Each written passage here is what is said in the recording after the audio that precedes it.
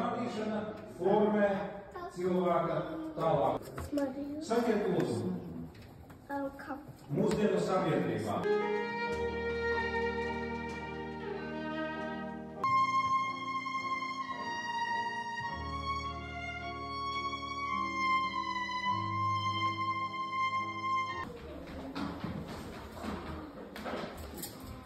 Nē,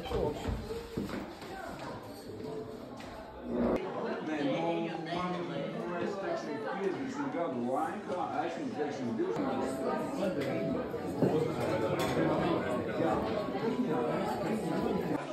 Vēlos aicināt tevi uz mūsu nākošo draugu vakaru tikšanos par tēmu, kā izmantot mieru nemieru laikmetā, kad apkārt ir kari.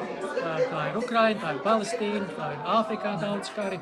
Nāc un pārdomāsim, kā šo mieru izmantot, kur atrast mieru šodien, katrai dienai. Mīļi būs gaidīts ik viens.